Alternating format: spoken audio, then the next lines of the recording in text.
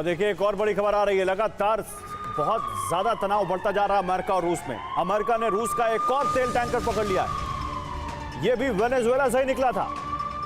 Venezuela से निकला था ओलिना नाम का यह टैंकर, जिसको अमेरिका ने पकड़ लिया है। टैंकर पर लगा था ईस्ट तिमोर का झंडा और यह तेल टैंकर कच्चा तेल लेकर जा रहा था, जिसको अमेरिका ने पकड़ लिया। और देखिए तस्वीरें भी आ रही कैसे अमेरिकी सैनिक वहां पहुंचे उस शिप पर। तो अमेरिका लगातार वेनेजुएला से निकलने वाले उन तमाम टैंकरों को अपने कब्जे में ले रहा है जिसमें कच्चा तेल है, और इसमें अधिकतर रूस के हैं। कल हमने 2 टैंकर आपको बताए थे, आज एक और टैंकर ओलिना नाम का है जिसको पकड़ लिया। और देखिए कैसे हेलीकॉप्टर से, वही पैटर्न है, हेलीकॉप्टर से अमेरिकी सेना जा रही है और शिप पर उनके सैनिक उतरते हैं और उस शिप को अपने कब्जे में ले लेते हैं। फिर आगे बढ़ते हैं, ईरान की बात करते हैं। खामनेई सरकार के खिलाफ आक्रोश की आग पूरे ईरान में फैल गई। ईरान के 100 से ज्यादा शहरों में भयानक बवाल मचा हुआ है। भीड़ ने सरकारी टीवी चैनल को आग लगा दी। तेहरान से लेकर इस्फहान तक सड़कों पर आंदोलनकारियों का कब्जा है। और इस बीच जुमे की नमाज से पहले खामनेई ने इसे अमेरिका की साजिश बताया। तो क्या ट्रंप ईरान के जरिए अपने वेनेजुएला मॉडल का ईरान तक विस्तार करना चाहते हैं? इस रिपोर्ट में देखिए। ईरान जल रहा है।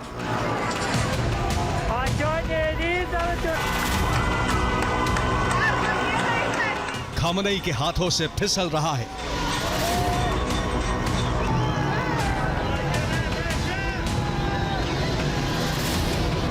सौ से ज्यादा शहरों में आग लगी है। तेहरान धधक रहा है।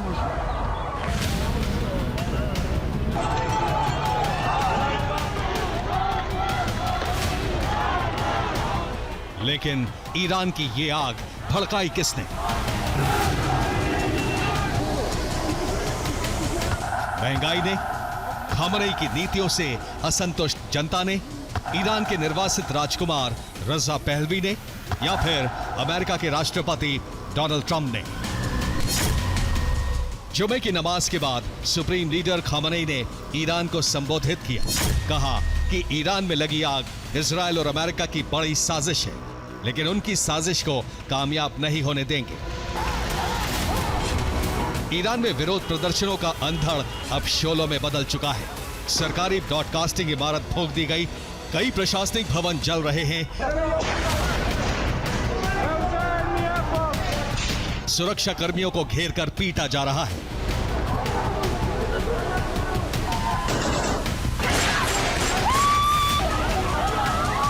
ये ईरान के शहरों में लगी आग नहीं है, ये आने वाले बड़े युद्ध के शोले हैं। क्योंकि खामनेई ने साफ साफ कह दिया है कि उन्हें बर्दाश्त करने की अपनी सीमा पता है। यानी अब सीमा पार हो चुकी है और हमला करने वालों को उसकी कीमत चुकानी होगी।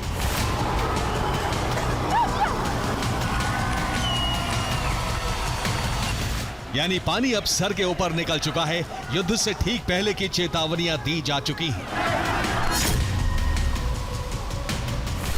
ईरान के सुप्रीम लीडर खामनेई ने ट्रंप पर निशाना साधते हुए कहा कि अमेरिकी राष्ट्रपति के हाथ 1000 से ज्यादा ईरानियों के खून से रंगे हैं। इससे पहले डोनाल्ड ट्रंप ने कहा था कि जरूरत पड़ी और ईरान में प्रदर्शनकारियों पर गोलियां चली तो अमेरिका की ओर से कड़ा जवाब दिया जाएगा।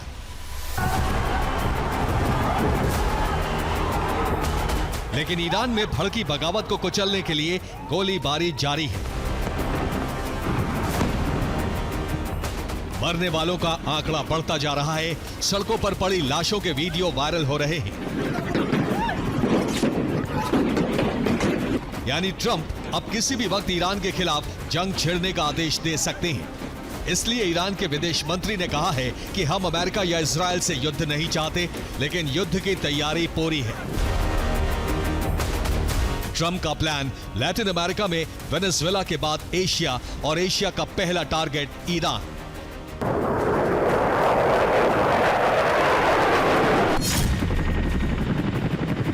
यानी अब किसी भी वक्त अमेरिका और ईरान के बीच नए युद्ध का बिगुल बज सकता है। लेकिन अगर अमेरिका ने हमला किया तो आग सिर्फ ईरान तक सीमित नहीं रहेगी, बल्कि पूरे अरब में जंग भड़क सकती है।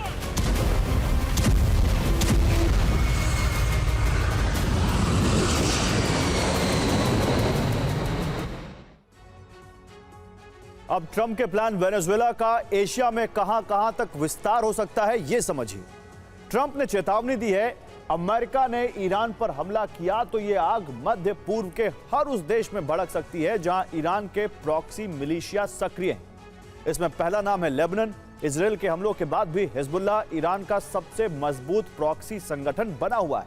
यहां से इजराइल और अमेरिकी ठिकानों पर हमले हो सकते हैं। इसलिए ईरान में युद्ध भड़का तो अमेरिका को यहां भी एक्शन लेना पड़ेगा। यमन के अंसार अल्लाह जैसे हूती विद्रोही संगठन लाल सागर में जहाजों पर हमले बढ़ा सकते हैं। अमेरिका को इनसे भी निपटना पड़ेगा। पीएमएफ यानी इराक की पॉपुलर मोबिलाइजेशन फोर्सेस में शामिल ईरानी प्रॉक्सी अमेरिकी सैन्य अड्डों को निशाना बना सकते हैं। इसलिए अमेरिका को यहां भी जंगी मोर्चा खोलना पड़ेगा। सीरिया में भी इस्लामिक रेजिस्टेंस फ्रंट जैसे ईरान समर्थित मिलिशिया हैं, एक मोर्चा यहां भी खुल सकता है। फिर आता है फिलिस्तीन। यहां से हमास और पैलेस्टाइन इस्लामिक जिहाद यानी पीआईजे जैसे संगठन गाजा का समर्थन करने के नाम पर एक नया मोर्चा खोल सकते हैं और पुतिन इस मौके का फायदा उठाने से चूकेंगे नहीं। यूक्रेन में ऑरेस्निक मिसाइल का पहला हमला करके पुतिन ने अपने इरादे जता दिए और अगर जंग हुई तो चीन भी चुप नहीं बैठेगा।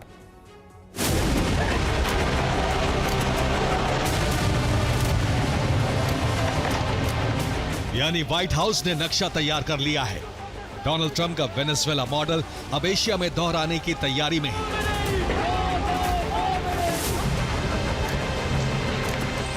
इसकी शुरुआत ईरान से हो रही है, पर खतरा एक देश पर नहीं है। इसलिए ईरान में लगी आग के बीच लेबनान और ईरान के विदेश मंत्रियों ने बैरूत में मुलाकात की। लेबनान के विदेश मंत्री यूसुफ राजी और ईरान के विदेश मंत्री ने गिले शिकवे दूर किए और युद्ध हुआ तो मिलकर लड़ने की योजना बनाई। ईरान इस वक्त इतिहास के सबसे खतरनाक मोड़ पर खड़ा है।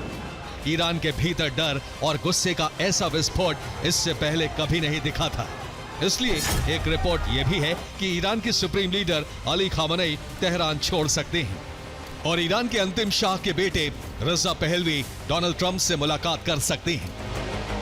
अमेरिका के वॉशिंगटन डीसी में रह रहे ईरान के निर्वासित राजकुमार रजा पहलवी को लग रहा है कि अब सत्ता का रास्ता उनके लिए खुल रहा है। इसलिए वो हर रोज ईरान के प्रदर्शनकारियों को पूरी ताकत झोंक देने की कॉल दे रहे हैं। खामनेई की सरकार का आरोप है कि रजा पहलवी अमेरिका के इशारे पर बयानबाजी कर रहे हैं। लेकिन सवाल ये है कि ईरान क्या कर रहा है?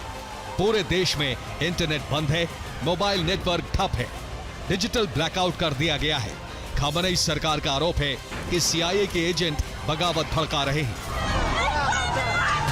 इजराइल की खुफिया एजेंसी मोसाद प्रदर्शनकारियों को फंड कर रही है और प्रदर्शनकारियों को स्टारलिंक के एंटेना बांट रही है।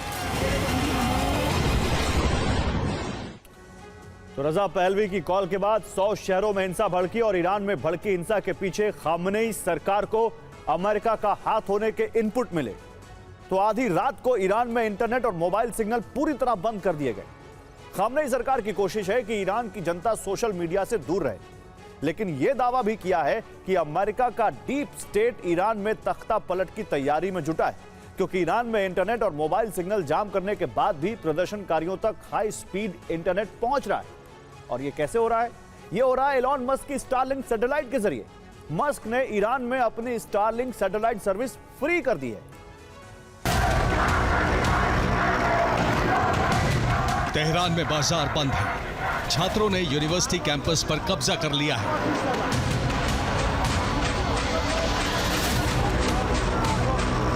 तेहरान एयरपोर्ट को भी बंद कर दिया गया है। सरकार ने पूरे देश में इंटरनेट और फोन सेवाएं काट दी हैं।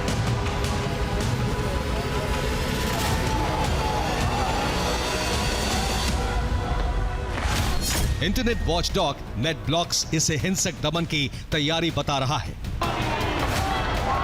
लेकिन स्टारलिंक की वजह से डिजिटल ब्लैकआउट के बावजूद ईरान से वीडियो बाहर आ रहे हैं। यानी अमेरिका का पूरा डीप स्टेट ईरान में तख्ता पलट कराने में जुट गया है।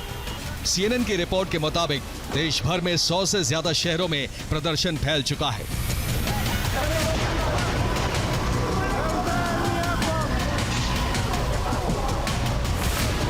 अमेरिकी ह्यूमन राइट एजेंसी के मुताबिक प्रदर्शनों के दौरान हुई हिंसा में अब तक 50 से ज्यादा लोग मारे गए हैं, जिनमें 10 से ज्यादा बच्चे शामिल हैं।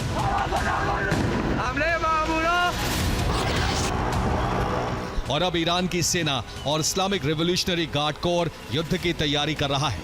ये पेंटागन के लिए सबसे बड़ी चुनौती है, क्योंकि ईरान एक साथ इजराइल पर सैकड़ों बैलिस्टिक मिसाइलें दागकर किसी भी वक्त अमेरिका को दबाव में ला सकता है। Bureau report, TV9, भारतवंश।